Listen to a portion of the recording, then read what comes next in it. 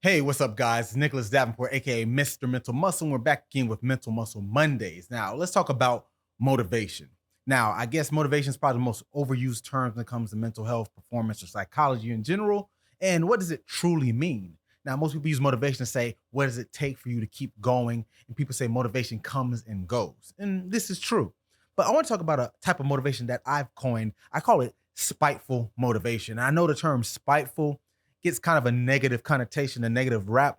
But the reason I use it is when you have spite, you have some kind of disdain or a chip on your shoulder. And could this always be a bad thing? Sometimes it could be good. And not in the point where you want to get revenge or get back at someone, but the spite could be fuel to say, I want to show that if they thought this and they didn't choose me or want me, that I could use that as fuel to say, you know what? I should work harder. And not in a negative way of like, I'm not good enough, but more so, okay, what I did was good, but it needs to be more, it needs to be better, it needs to be more efficient.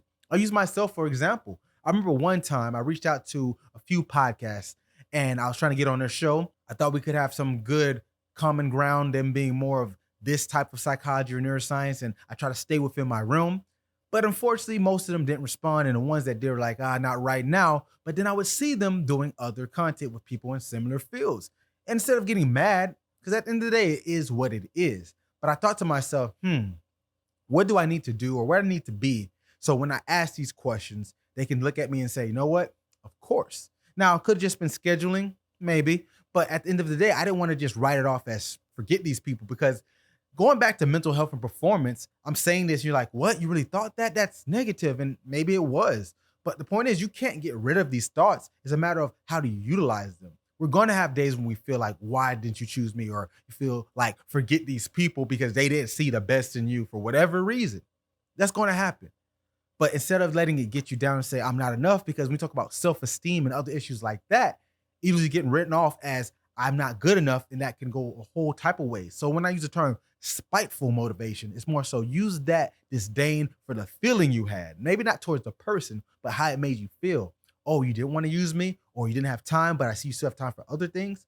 It could literally be just nothing, or it could be the fact that they didn't respect your value. And that's not a bad thing. Sometimes we have to step our game up. And in sports, sometimes we got to prove even more that we belong on the team. In business, we have to do more work to get the promotion we want.